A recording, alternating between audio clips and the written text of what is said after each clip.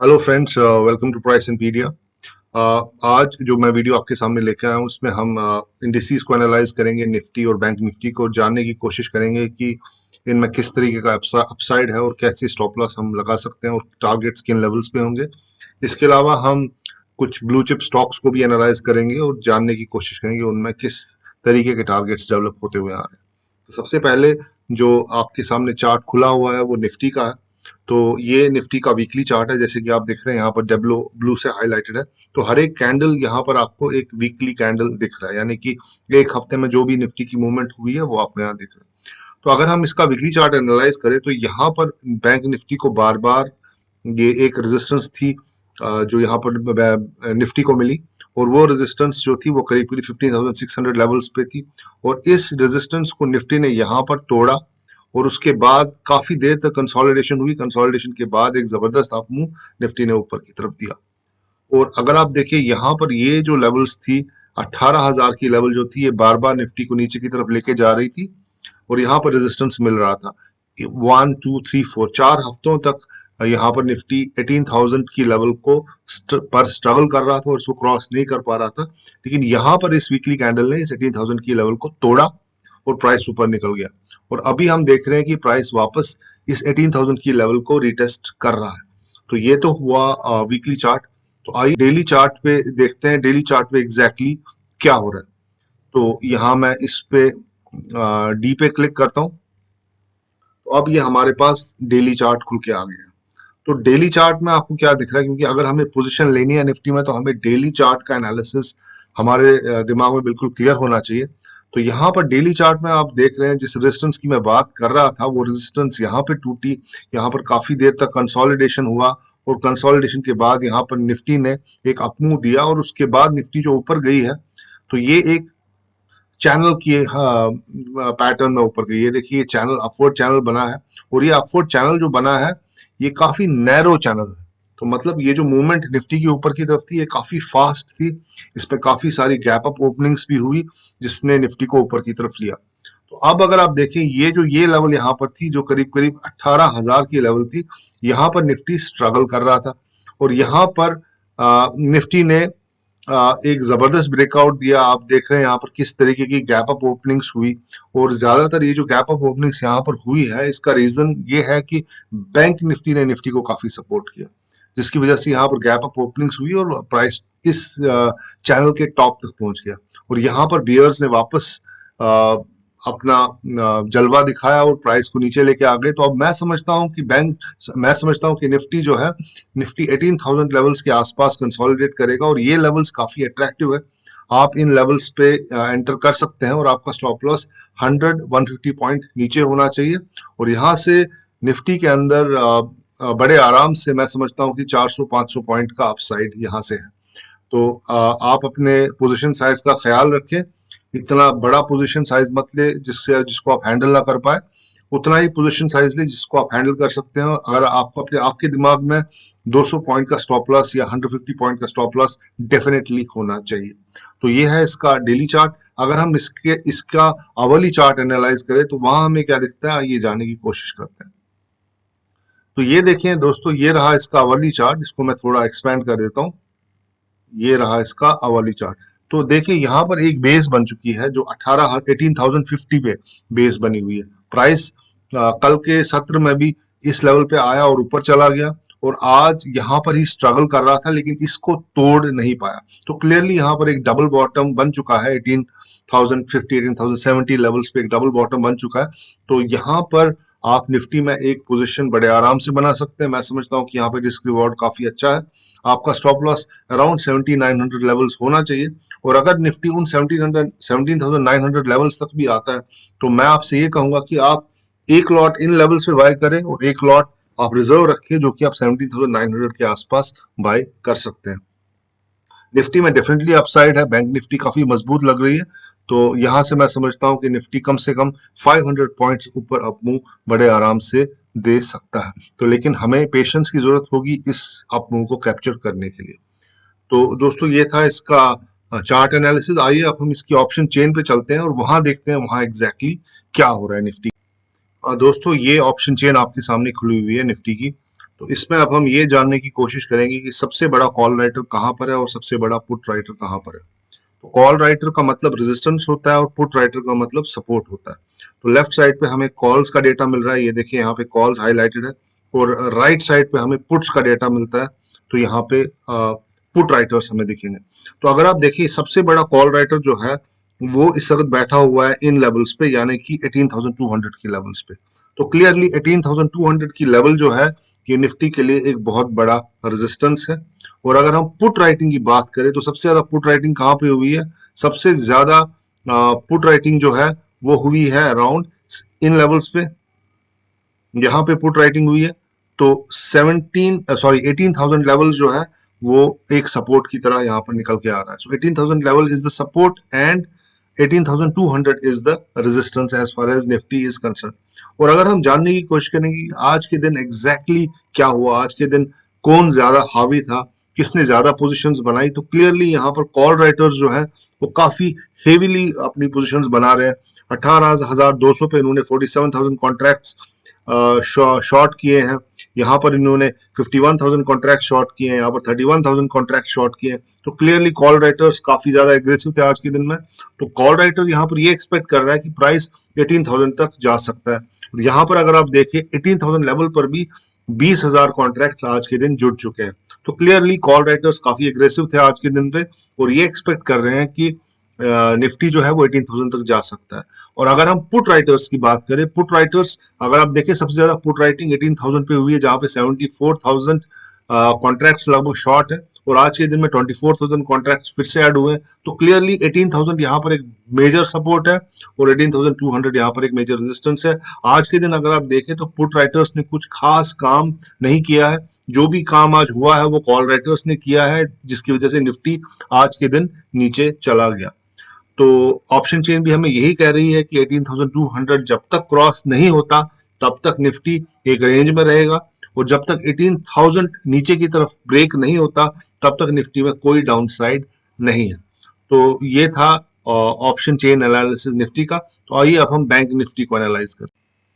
हाँ तो दोस्तों, बैंक निफ्टी को अगर आप एनालाइज करें, ये जो चार्ट आपके सामने खुला हुआ है ये एक वीकली चार्ट है। तो यहाँ पर बैंक निफ्टी जो है वो इसका जो वीकली चार्ट है इसमें हमें क्लियरली दिख रहा है कि यहाँ पर एक रेजिस्टेंस थी जो बार बार बैंक निफ्टी को नीचे की तरफ लेके जा रही थी, और ये रेजिस्टेंस किन लेवल्स पे थी? ये रेजिस्टेंस करीब करीब 36,000 की लेवल्स पे थी। और आप देखें बैंक निफ्टी ने यहाँ पर एक फॉल्स ब्रेकडाउन दिया, लेकिन फटाफट निफ्टी वापस इस ट्रेडिंग रेंज के अंदर चला गया और अंदर कंसोलिडेट किया। कंसोलिडेट करने के बाद यहाँ पर बैंक निफ्टी में एक ब्रेकआउट आया। इस ब्रेकआउट को यहाँ पर बैंक निफ्टी ने रीटेस्ट किया और उसके बाद ये अपमूव, जो एग्रेसिव अपमूव आया है, जिसमें बैंक निफ्टी ने करीब करीब 4,000 पॉइंट्स ऊपर की तरफ, जिसने भी बाई किया होगा उसने 4,000 पॉइंट्स ऊपर की तरफ बना चुका है। लेकिन अभी भी बैंक निफ्टी जो है वो काफी स्ट्रांग दिख रहा है, और मैं समझता हूँ कि बैंक निफ्टी में अभी भी काफी अपसाइड है। अभी भी यहाँ से 1,000-2,000 पॉइंट्स का अपसाइड बड़े आराम से, शायद उससे ज्यादा भी अपसाइड हो सकता है।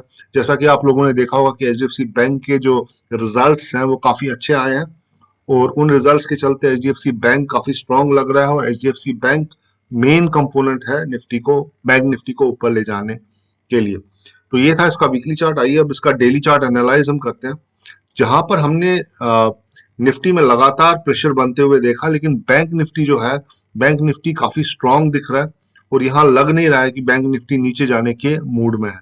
तो ये देखिए, ये जो ट्रेडिंग रेंज यहाँ पर थी, इस ट्रेडिंग रेंज की मैं बात कर रहा था, जिसको बैंक निफ्टी ने तोड़ा, बाद में यहाँ पर कंसोलिडेशन दिया, और कंसोलिडेशन के बाद ऊपर गया, फिर से एक बार इसको रिटेस्ट किया, और रिटेस्ट के बाद देखें किस तरीके से बैंक निफ्टी ने 4,000 पॉइंट्स की रैली ऊपर की तरफ दी है।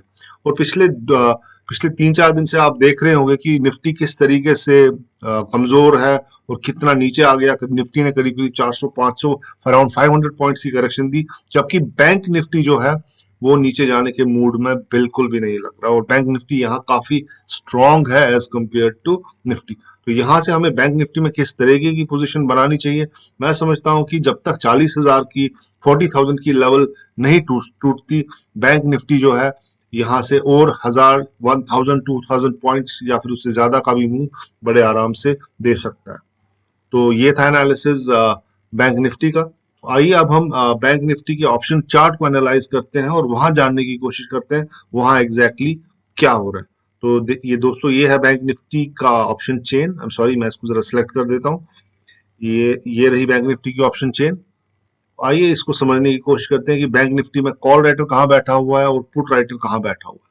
तो सबसे बड़ा जो पुट राइटर है, पुट राइटर का मतलब हुआ कि सपोर्ट सपोर्ट सबसे ज्यादा कहाँ पर है। तो यहाँ पर अगर आप देखिए, सबसे ज्यादा सपोर्ट जो बैंक निफ्टी को है वो करीब करीब 50,000, 50,000 कॉन्ट्रैक्ट्स यहाँ पे शॉर्ट हुए हैं, वो 40,000 लेवल्स पे हुए हैं। तो क्लियरली 40,000 सबसे बड़ा सपोर्ट यहाँ पर है। उसके बाद जो सबसे बड़ा सपोर्ट है वो है 39,500, जहाँ पे 40,000 कॉन्ट्रैक्ट शॉर्ट है। तो ये दो सपोर्ट यहाँ पर है, लेकिन 40,000 का कॉन्ट्रैक्ट, 40,000 लेवल्स का जो सपोर्ट है वो बहुत बड़ा सपोर्ट है। और सबसे बड़ा कॉल राइटर कहाँ पे बैठा हुआ है? सबसे बड़ा कॉल राइटर इस वक्त बैठा हुआ है एट 40,500 लेवल्स। तो 40,500 लेवल्स यहाँ पर एक रेजिस्टेंस का काम करेंगी, और 40,000 लेवल जो है यहाँ पर पहला सपोर्ट होगा जो बैंक निफ्टी को मिलेगा। अगर हम आज के दिन देखें तो आज के दिन क्या हुआ, आज के दिन कौन ज्यादा एक्टिव था?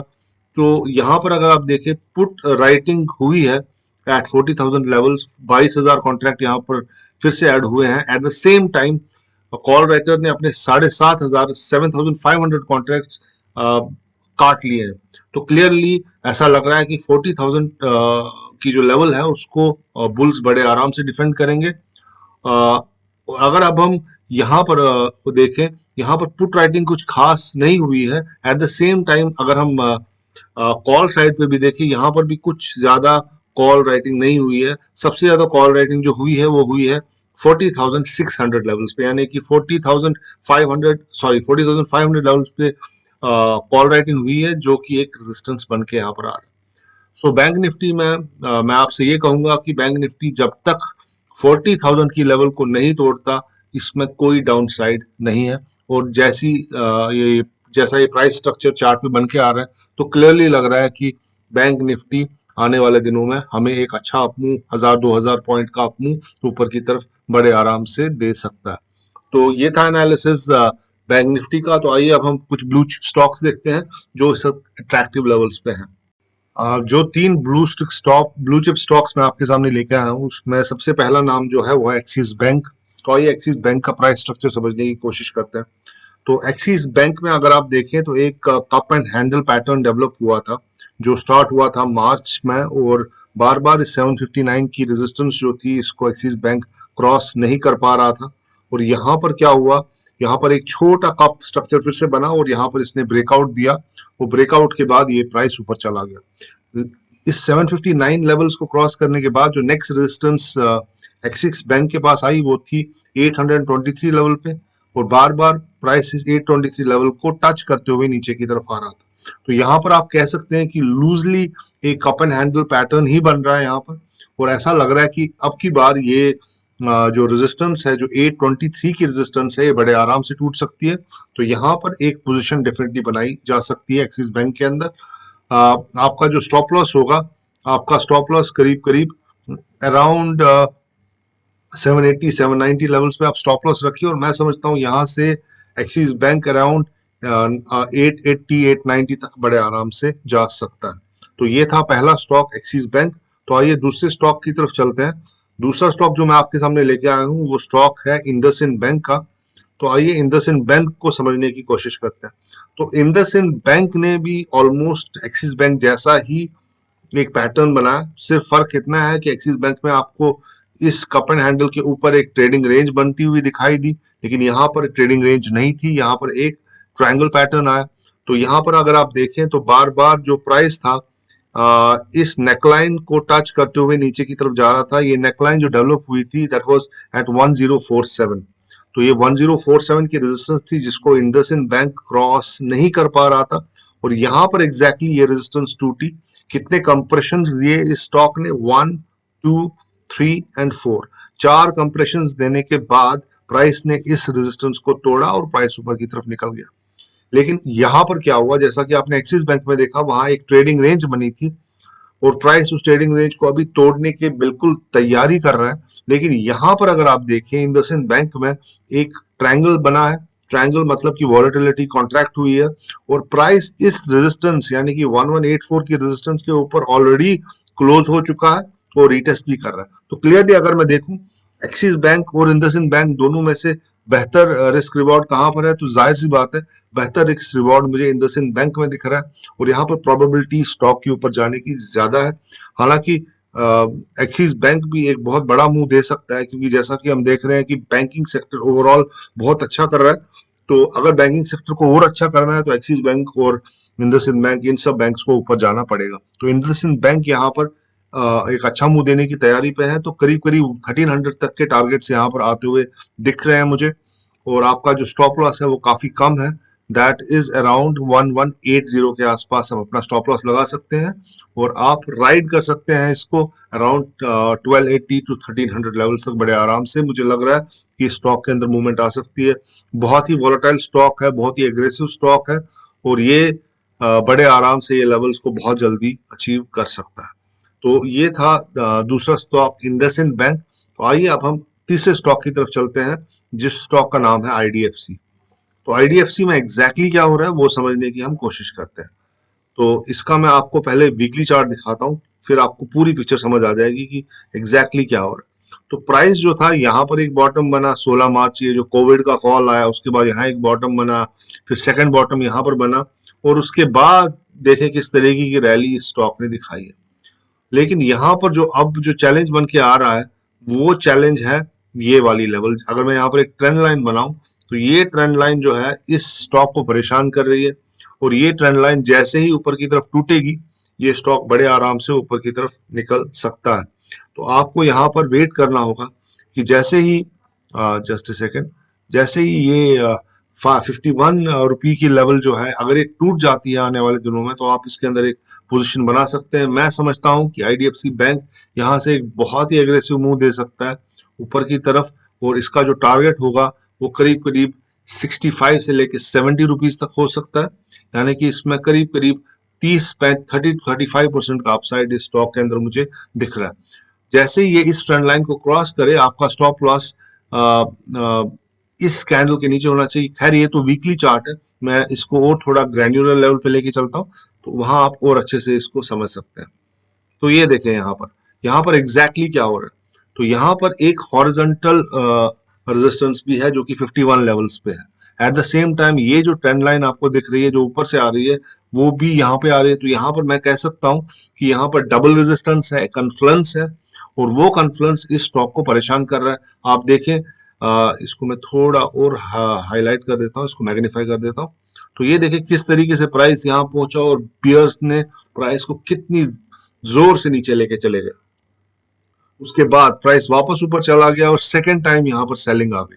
तो मैं समझता हूँ कि यहाँ पर एक बार फिर से एक सेलिंग आ सकती है, वो प्राइस हल्का सा नीचे जा सकता है। As long as price 48 level के नीचे नहीं जाता तो मैं समझता हूँ कि ये स्टॉक में अप मूव ऑन है। लेकिन जैसे ही ये स्टॉक 51 लेवल्स को तोड़ेगा तो ये स्टॉक एक बहुत एग्रेसिव मूव ऊपर की तरफ दे सकता है। तो या तो आप 48 लेवल्स का वेट करें, अगर स्टॉक 48 लेवल्स पे आता है वहां पर आप एंटर करें, या फिर आप वेट करें कि जैसे ही क्लोजिंग 51 लेवल के ऊपर मिलती है तो आप इस स्टॉक के अंदर एंटर कर सकते हैं। तो ये स्टॉक भी आने वाले दिनों में काफी एग्रेसिव मूव दे सकता है। तो दोस्तों ये था मेरा एनालिसिस निफ्टी का और बैंक निफ्टी का और साथ ही में हमने 3 स्टॉक्स एनालाइज किए, एक्सिस बैंक, इंडसइंड बैंक और आईडीएफसी बैंक।